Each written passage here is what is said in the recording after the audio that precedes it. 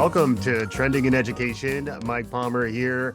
Really excited today to be joined by Alex Kotran, who is the founder of the AI Education Project, AIEDU.org. He founded the company back in 2019 in what I refer to as the before times.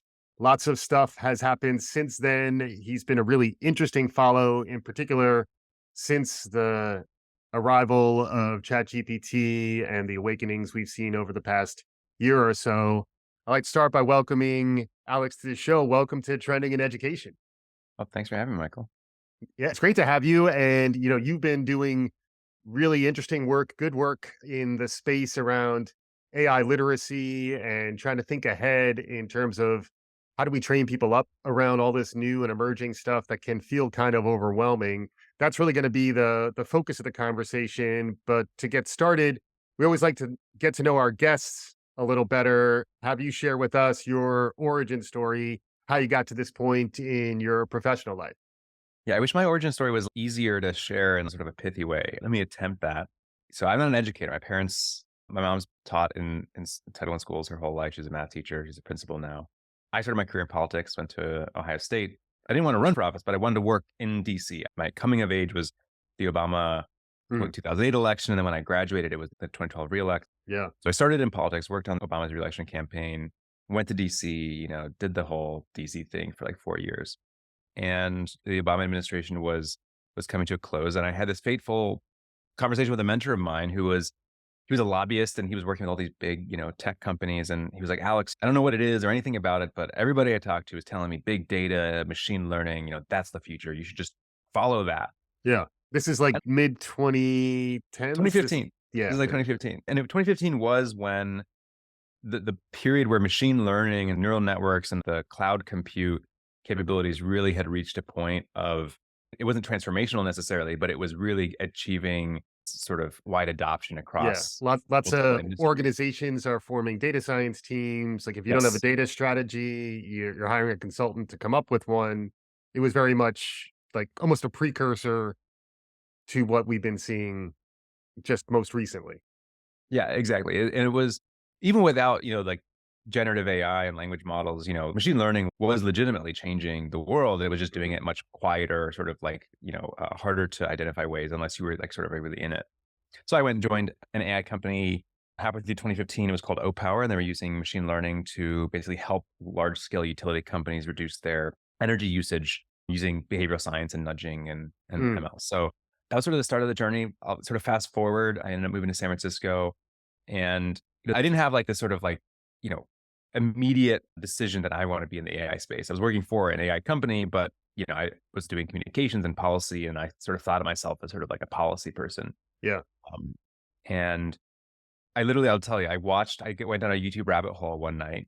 I watched Nick Bostrom's Google talk on superintelligence. Mm, And for your listeners, Nick Bostrom he's a philosopher at Oxford at the Future of Humanity Institute. And he basically has been sort of one of the most vocal voices about the potential for AI to become extremely powerful, and so powerful that we might even, lose control of the technology and it could come to sort of dominate us. He's a philosopher. He's not like an AI engineer, but I just found that whole sort of thought experiment fascinating. And and just to jump in real quick for our listeners, it does look like Alex is positioned in front of perhaps the Big Bang.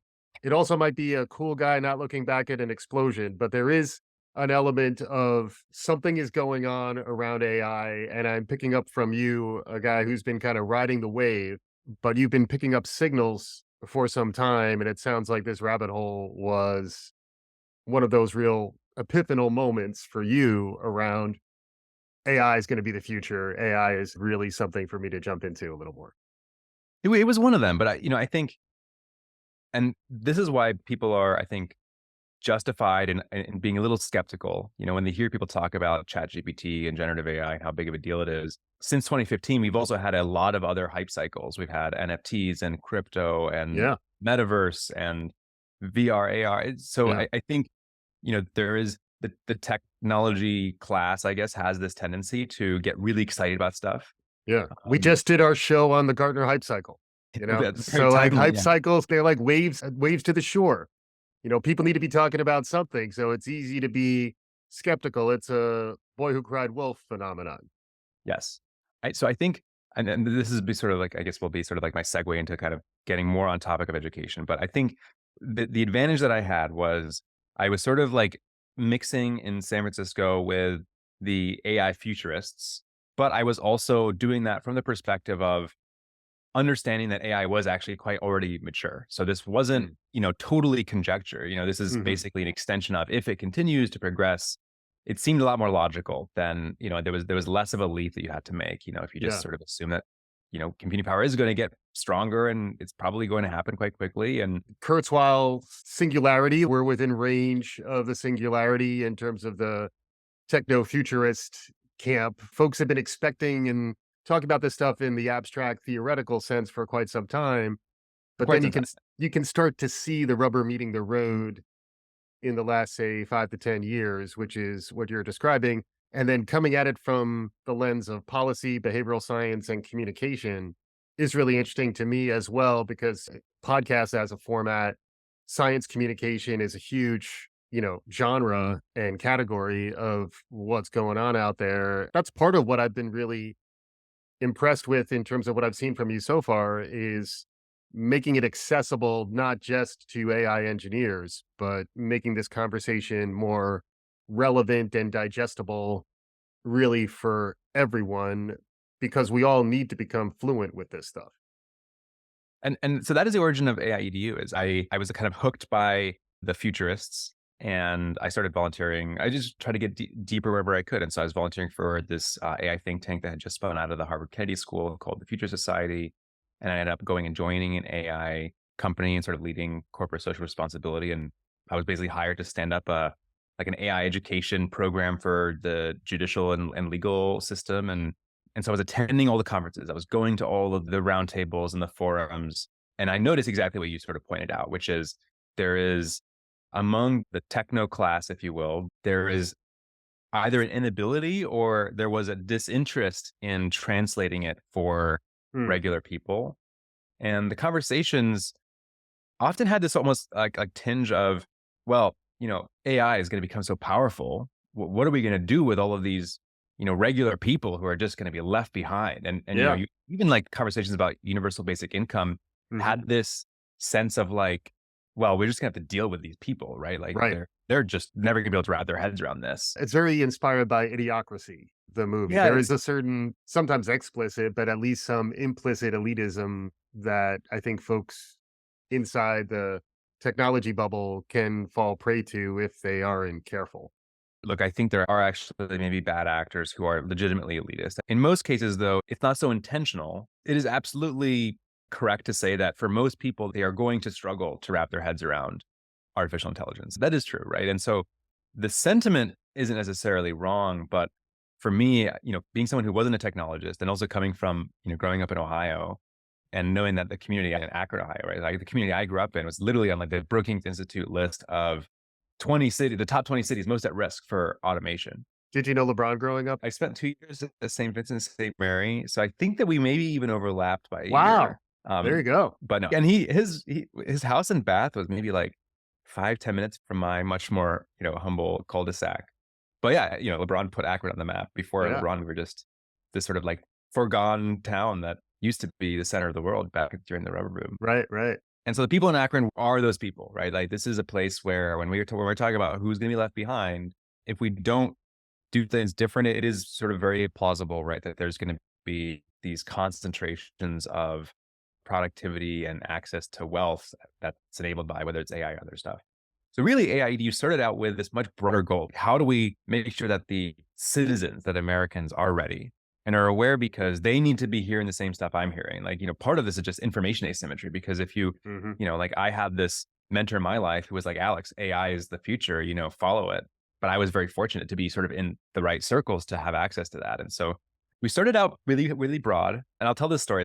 I gathered all of the most important mentors and connections that I had made over my sort of short career at that time. And it was in DC and we had like this like round table. My idea was I was going to pitch my idea for an AI think tank to like raise awareness about AI. And it was like 20 people sitting around this table. And so I kind of gave my like sort of 10-minute spiel. And my plan is they're all going to be like, yes, Alex, this is a great idea. here's how we can help you do it. And I was going to leave with all of these sort of like leads and we're going to raise money. And basically what happened is it turned into everybody sort of took turns. We went around the table and each person took their sort of like 2 to 3 minutes to explain why my idea was completely batshit. Yeah. It was just like, this is not a good idea. There's already lots of think tanks. Like, how are you going to differentiate yourself? Like, we don't Mhm. need another voice and tech policy.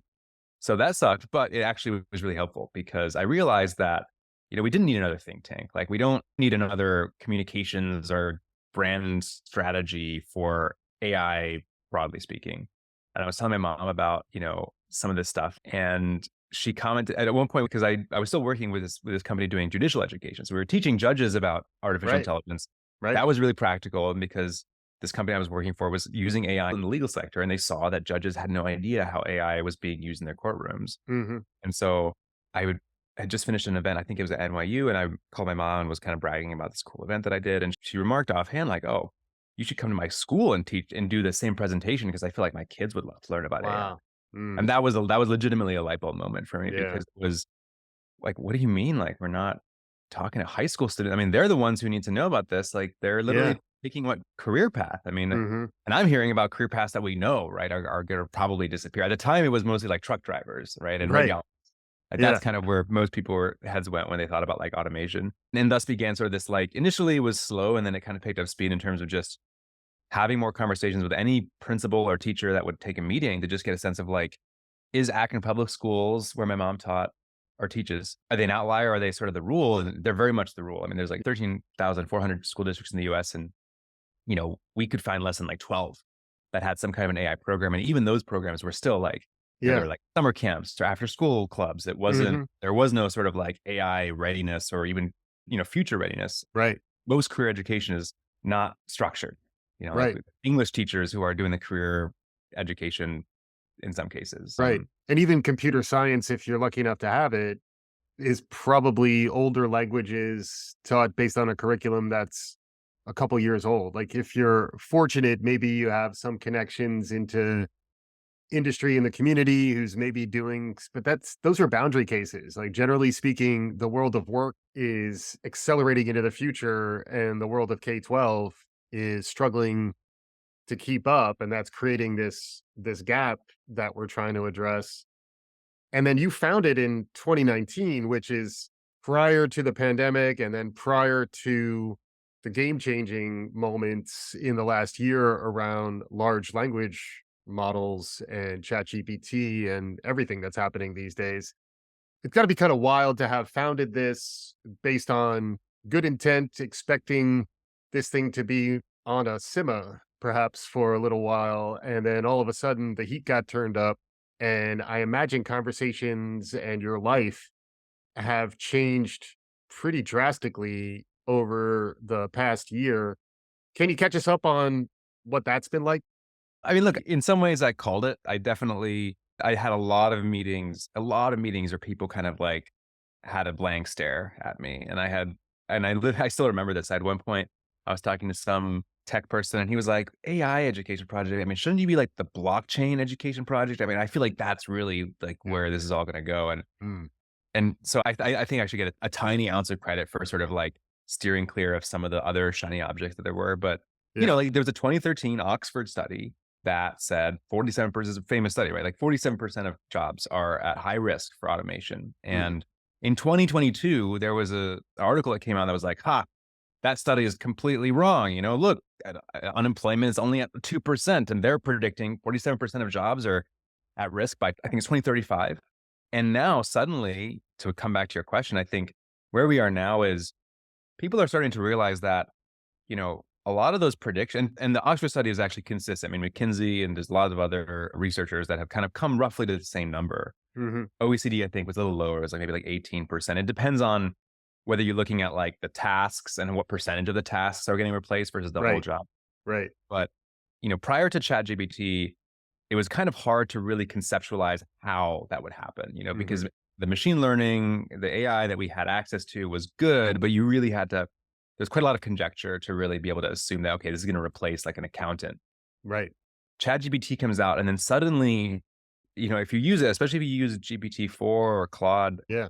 which are these much bigger models, Claude's Uh, my dude lately, so thank you for the yeah, shout out yeah. to Claude from Anthropic. He's been helping with my show notes.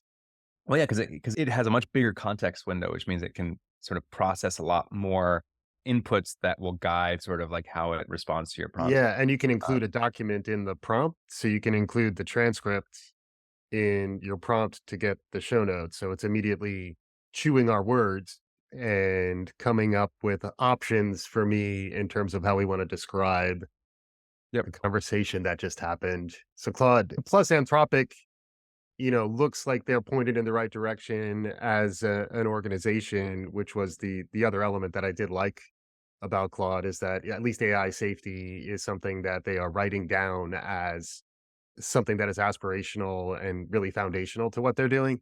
But don't get me wrong, I'm playing the field. I'm yeah. seeing other LLMs at this time. It's nothing exclusive between me and Claude. Well, I think that's actually the right way to do it is everybody should be playing the field. We have multimodal models right around the corner, and that's gonna well, anyways, we'll get to that. Just to sort of put a finer point on this, when these language models came out, the important thing for people to understand is like 99.999% of people were completely stunned, right? They had never seen anything like that before. There were probably, I don't know exactly how many, but you can look like a couple hundred at most, maybe even less than 100 researchers globally prior to ChatGPT that had access to a large language model. Right, But there were some people. But, the GPT-2 was what, like, prior to 2020? I mean, right. GPT-3 was around, I think, since 2020. Yeah, and this is Um, 3.5 is the one that really made the big splash, but there had to be multiple iterations prior, not to mention, Google was like leaking bad information about its Lambda project, somewhat unintentionally. There was awareness that this data is accumulating, that big companies like Google and Microsoft, they're all kind of honing this technology behind the scenes, but it was very much by and for the technically elite, and then everything blew wide open last Thanksgiving. yeah, part of it is, like, we all sort of got, read into something that, a small group of people had access to. The thing that I find so fascinating is the capabilities of language models are not linear based on, like, the training data, the data set and the training. It happens in these jumps. And so it was really hard to predict how powerful GPT-4 would be. Mhm. And it is really hard to predict how powerful GPT-5 or what capabilities it would have. This is, I think Tristan Harris gave a talk and he talked about, they were training this language model and they were training it just on English text. And at a certain point, when the data set got big enough and it had been trained long enough, it was able to translate Farsi. And it's like, Yeah. and it never ever seen a single word of Farsi. And we Mm. don't know how that happened. Yeah. The same goes for, a lot of different capabilities. So yes, there were some people that were clued in, but I think legitimately, even those who were, like myself, who were paying very close attention, everybody was startled. And so now, your question is like, what has the last year been? I think for a lot of people, it's been like excitement and interest and, oh, this is like, changing things. I think for me, it's been really just, I think increasing concern. And I'm not concerned about existential risk. I mean, I am concerned about existential Yeah. risk, but like, it's not really what I'm focused on. There's other Mm. people that are working on AI safety. My concern is that for the last, from 2019 through 2022, I was always on the assumption that most of the futurists were getting ahead of themselves. Like, yes, AI is going to change the world, and that's why I founded AI. But I was really thinking like a 10-year time scale, Yeah. and so it's like, let's build this foundation while we have a window. Mhm. Now, my concern is that most people have not used GPT-4. They haven't paid for Plus. Most people have not used Claude. They've Right. used GPT free, the free version, 3.5. And GPT 3.5 is good, and it's certainly cool. And you use it, and you can kind of imagine how this might be really Yeah. useful, but it often isn't actually useful, especially if you're using it for complex stuff. Yeah. It's almost game-like. It feels like you're chatting. It reminds me back in the day, I've reminisced about Eliza, in the basement in the '80s working on my TRS-80 where there was a simulator. It wasn't AI, but it was all programmed in conditional stuff, but it was a therapist that was in conversation with you, and I remember trying really hard to get as crazy a diagnosis as possible. I remember that was sort of the nature of the interaction, But I feel like the way we're interacting with these tools, the layperson, the average person who might, experiment gently with it, is that it's like a curiosity. I'll poke around with it a little bit. Maybe some of us find some useful applications for it. But then I think when you start shifting it into the educational context, I think it goes from lightweight, oh, let me poke around here to more like our entire model is at risk. And at least some of the initial response within education was clamping down and preventing cheating, detecting these things so that we're not hoodwinked by our students. And I feel like that framing really does need, even though it does feel like there's been a pushback against that framing, it does seem like, even though it may have been sooner than you wanted, the fact that you were in the role that you were in really over this past year allowed for us to have maybe a little bit of a fuller conversation and work on some of the misperceptions that might be out there. But can you share a little bit of that? Because it does feel like there have been a few waves of reaction that have kind of rippled through the education universe. A lot of it coming back to like writing assignments and how we think about Yeah. that side of things. But what's that been like? So I think I'm actually a little bit of a contrarian here because, New York Department of Education is a good example of this, where New York City schools banned ChatGPT famously and had a Mhm. lot of heat for it. They were, oh, they're Luddites. You can't just, the solution is not to just ban this technology. But, the issue is that teachers were and are way behind students.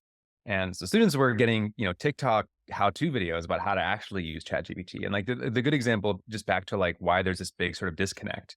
I was talking to one of my mom's friends at a dinner party, and they're like, "Oh yeah, ChatGPT. I use ChatGPT. I had this dispute with the Regional Income Tax Authority, RITA is the acronym, and I was trying to get ChatGPT to help me write a letter to RITA to dispute this thing, and it wrote me this love letter to a woman named Rita."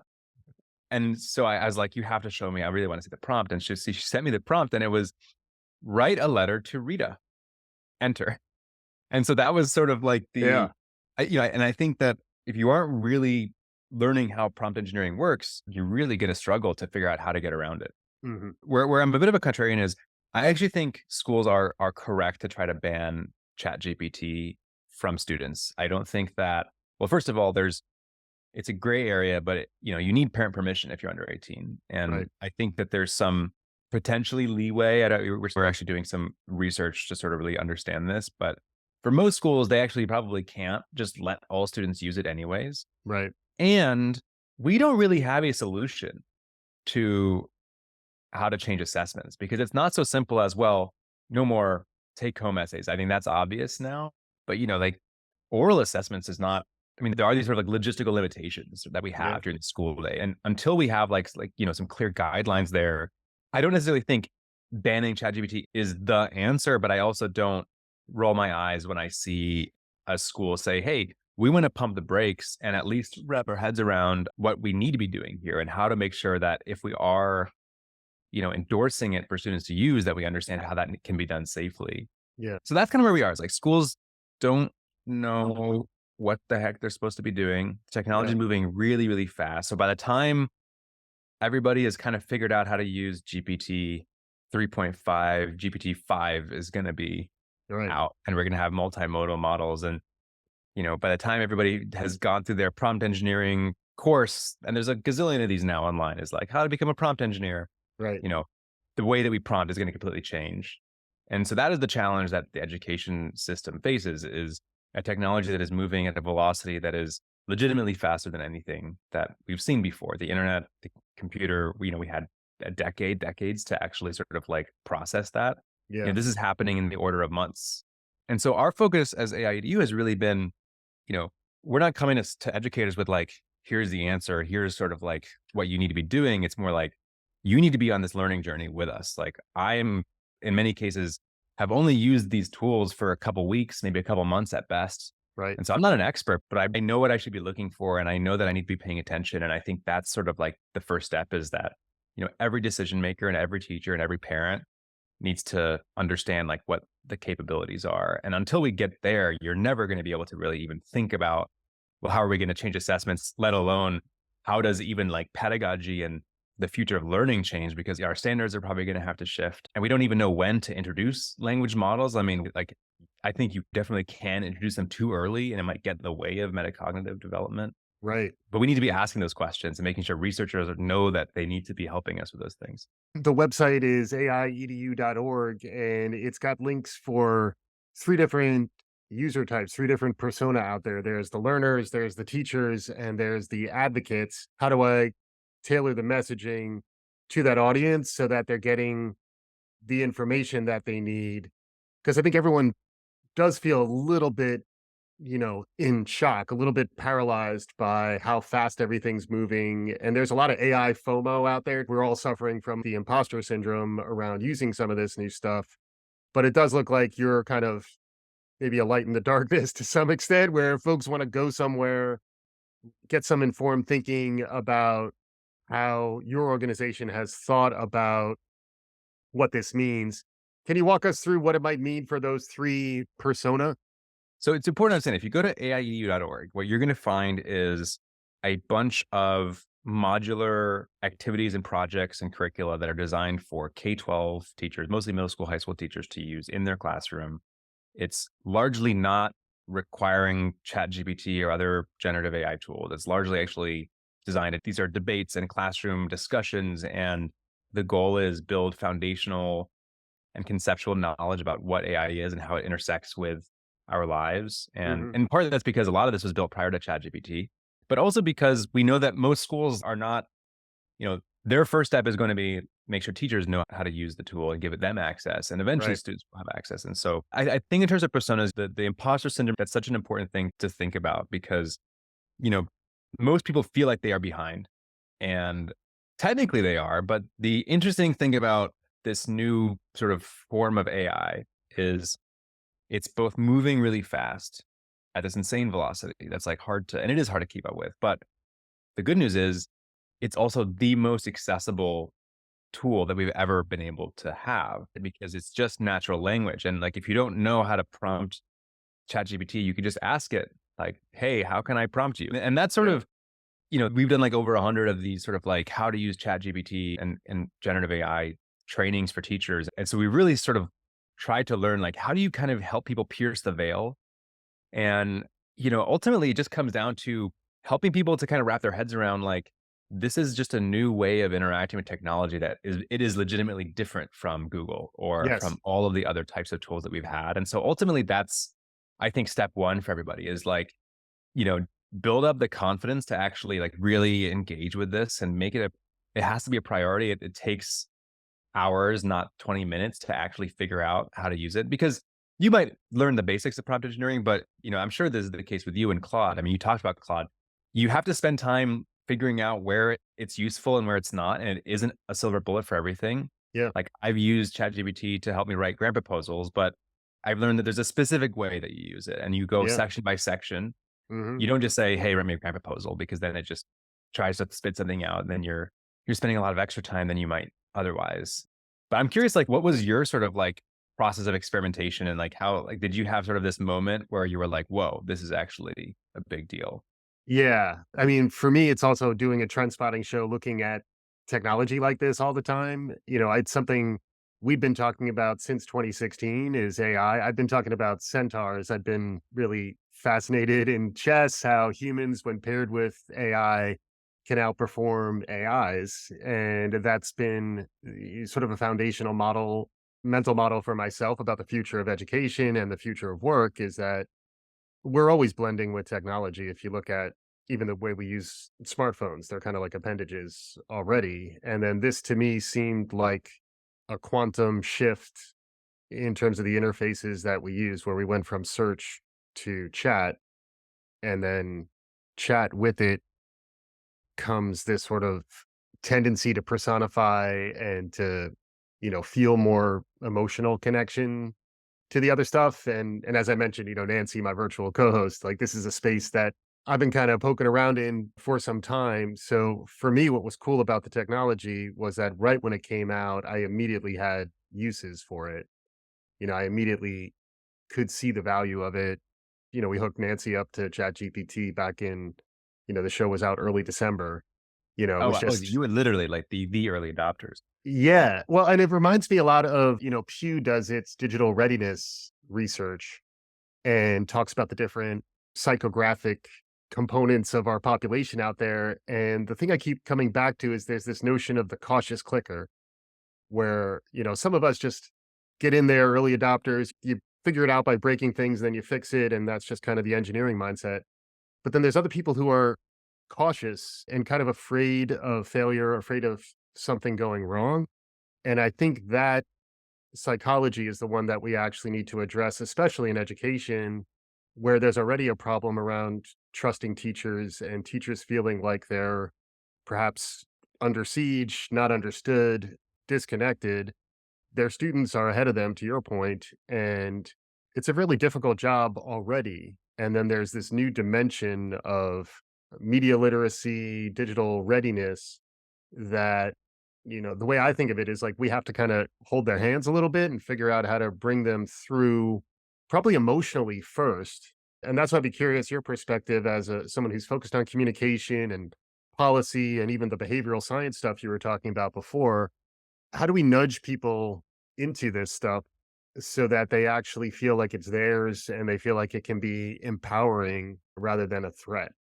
Yeah, I mean, so we've been very focused on, it's like my background in community organizing is, you have to kind of go to the places where people are. You Yeah. can't have like a AI summit in San Francisco and then expect people to fly in. Like you have to go to Wisconsin and Mm. Ohio and Florida and Virginia and you just like and you have to meet teachers where they are. And so for us that means helping them kind of identify some really specific use cases where this is going to help them and this is going to make them more efficient and more effective. And so, until they have that connection, it is going to just feel like this scary thing. And this is why I've kind of I've gone past the emotional period of, oh wow, this is cool and exciting. And yes, AIEDU is in sort of like the center of all of this, of the hurricane, and whether you think of it as like a good kind of hurricane or a bad one. But I've really started to shift into this much more concerned frame of thinking where, I do worry that we have a narrow window where this is where we have an opportunity to actually bring people along and make them feel like they're empowered and part of this. Hmm. And I think very soon people are going to start to think of AI as something that's happening to them. Hmm. And once that happens, it's very hard to sort of like disintermediate that out Yeah. of their thinking. You develop this narrative of the robots are coming for me. Right. And I think if you're using it, then suddenly this is like you're excited about the newest tool because it's going to be something that you're going to get access to. And I experienced that with AI art when I started using Midjourney and the new Midjourney came out. I was like, whoa, this is something I get to play with now. But if you're not playing with it and if you don't feel like this is something that benefits you or that is actually useful, then it's just, oh, well, what's next? So now Right. kids are going to be able to create images using ChatGPT. And so that's sort of like the urgency here is we have Yeah. to kind of empower teachers. And then we don't know the answers to all these tough questions. And so we need to not just empower teachers to like use the tools, but they are going to have to help us answer these questions. The challenges you kind of know now, right? Like everybody's going to need to have a proficiency in using generative AI when they graduate high school. And we also know, I think you can introduce generative AI too early. Like that tension is, we don't have an answer to it, like, Right. and I talked to an English teacher the other day. And she was like one of the first teachers we did like a ChatGPT training with. And I was like catching up. I was like really excited to hear, oh, how have you been using ChatGPT? And she's like, well, I'll tell you, I started out and it was awesome. And I was like using it in class and had all these great activities.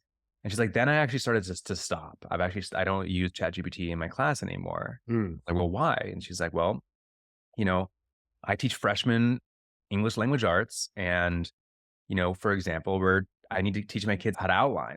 And yes, ChatGPT is great at helping you make an outline, but Right. what's happening is kids were learning how to ask for an outline. They Mm. weren't learning how to outline. Right. And I think that is just one micro example of like the broader challenge of like these tools are really useful, but knowing how to use ChatGPT isn't necessarily a substitute for core foundational knowledge. Yeah. Uh, and that I mean, I'm curious for your take on this because I don't have an answer to it. Like, I think this is something that is going to require almost the entire ecosystem to put our heads together and like come up with a plan. Yeah. And I do worry that education just moves very slow. And I think we have a complexity problem. Like Mhm. we're faced with complex problems and we ain't got time for that. Like we want things that are easy to solve or that, actually the types of problems that AI could actually solve for us. AI is not one of those types of problems. It's complex and it actually That's true. requires us to engage with it. And I also think to your point, as the parent of a 4-year-old, I do think AI has a training wheels problem. Humans interacting with AI has a training wheel problem where my son was riding around on his training wheels. He loved it. We took the training wheels off, and now he's so discouraged because it's so hard to ride his bike without assistance. We're going to have to think critically about all of the things that AI is going to make easier for us and look at each of those things critically to say, should we learn this unaided first? And if we do, when do we integrate the AI and how do we do so in a thoughtful way, to your point, so that the gap between the future jobs that students are going to need to be ready for after high school, after college, aren't so radically different than this non AI, non technical education that we get. It's really interesting, especially if you think of the career and technical education wave that we're still kind of in the middle of, how Hmm. that's going to sync up with a quantum shift in the technology profile. The T in the middle of CTE, the technology just changed. So I don't know. I think we have to model that it's okay to engage with some of this complexity and not know the answers, and then probably get better at listening to the people who are closer to the problems, which also I think the idea that's been out there, it's been coming up a lot in conversations about AI, is that we have to think better about what humans will continue to need to do. And that's where I keep coming back to the idea of problem formulation. I think of AI, Claude, whether it's whatever it is, it's like a research assistant. I can tell it what to do. And as long as I'm focused on the right problems, it'll make me better at solving those problems. What I think we need to get better at is shaping up those problems and figuring out where the technology can ultimately be in service of a solution of some kind. How do you think about that? I mean, we're getting close to time, but how do you think about almost teaching mindsets as opposed to getting too granular in terms of what you're teaching? Because it does feel like we're at a place where educators both need to be understood, but then they also probably need to be a little bit led through this. And I think a lot of that probably begins from a position of empathy and listening tours. Is there like a footing or an orientation towards the problem that you think ultimately is useful for us these days? We're all gonna have to be lifelong learners now, and that's sort of like a trope that has been talked about for a long time, but now it's legitimately every single person, whether you're an accountant or a doctor or a lawyer or a paralegal or a mathematician or a teacher, like your scope is going to be changing like year to year. And if you want to avoid being sort of left behind, the best solution is be the early adopter, like be the person that is like going to your colleagues and saying, "Hey, like, have we thought about this use of, I just found this cool way that we could be using AI to be doing XYZ." That's important for people to sort of have agency. And it's also going to help us make sure that there's as many bright and like diverse minds trying to tackle this problem, because I don't think that this is going to be something that tech companies will solve for us or that policymakers will solve or, district leaders by themselves. Like we really need, like, I think superintendents, when we talk to them, they want to understand, well, how are teachers using this stuff? Right. So everybody kind of needs the feedback from, the non-technical people are almost the most important Hmm. users because the Hmm. techies will get it. Like they're gonna always be they're gonna be the easy ones. But when you think about like the big challenge and the big opportunity is in change management and digital transformation and like how do you bring all the people along? And so, but of course, I think for the folks who listen to your show, I think they're already opting into that, right? And so Right. this is almost a question for you of like, how do you grow your audience? Like, how do we bring sort of this conversation to more people who might otherwise think of it as just sort of like a nerdy sort of side thing that isn't necessarily doesn't need to be a priority? I think it's a great question. I mean, that's why I need to get Nancy on more. Show don't tell is the way I think of it. I'm a solopreneur and I'm cranking out a lot of these things that I couldn't really do without a lot of the new tools that are emerging. And to me, it's the opposite of the old war games movie. The only way to win is not to play.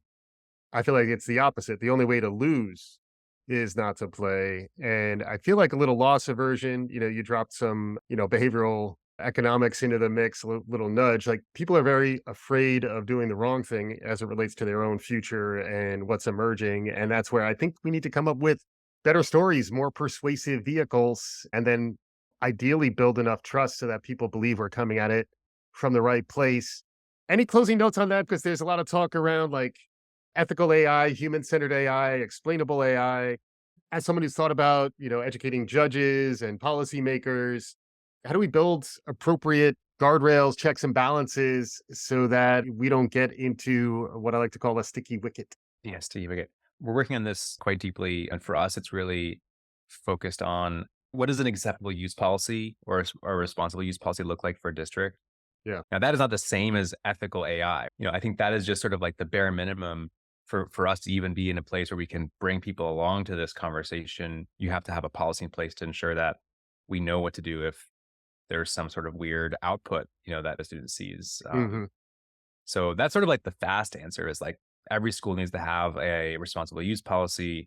Ethical AI is more like a much bigger field. And, I think the unfortunate answer is that as these models get more powerful, in order to make them safe, they have to be weaker, is what we've seen. Like if Mm, you use Chat GPT-4 over the last like 6 to 8 months, you'll notice that it's a lot less useful than it was before. mm, And, a lot of tools, like some of the other AI tools, you have sliders and it's like you can have, more interesting and cooler outputs, but you also get more weird stuff. yeah, Or you can have more consistent outputs, but it's also just like less cool. And yeah, so I think that is probably going to be, you're probably going to basically have versions of tools that are quote unquote safe for people to use. And then there's going to be sort of internal tools yeah. that, bigger companies will have access to. So it Mm. probably looks something like that. And the question is like, how safe can we possibly get it to where we feel confident letting a kid use it? Right. Not to mention kids and teenagers are notorious for like jailbreaking. Like if you build the security around it, they'll Yeah. figure out ways to skirt it anyway. It's been an amazing conversation. Alex Kotran is the founder of the AI Education Project, AIEDU.org. He's also out there in the media worth following. What platforms should folks follow you on if they want to keep up with what you have going on these days? Honestly, LinkedIn is like my go-to right now, just because I don't have Nice. time for Twitter, for X, and all that other Yeah. stuff. But yeah, LinkedIn. Then we're also working on some YouTube content, which stay tuned. Nice. Amazing stuff. Any concluding thoughts, takeaways? We've kind of been all over the place in a good way in the conversation. Hopefully, our listeners getting some value out of it. But as folks head back to their lives, any concluding notes from you? Just stay tuned and pay attention. I mean, this is like the most important moment. 2023 is like it's going to be like the moon landing or Sputnik or the Wright brothers flight. I really do believe that. Hmm. And you can sort of just be sleepwalking into this future, or you can be sort of like part of the story. And I think that following folks like you who are really kind of at the cutting edge of that is like the easiest way to start is you know, just absorb as much information as you can.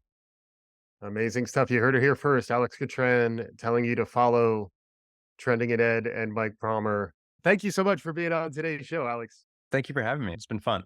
And our listeners hopefully enjoyed what you heard. If you did, please subscribe, tell your friends, do all the good things. We'll be back again soon. This is Trending in Education.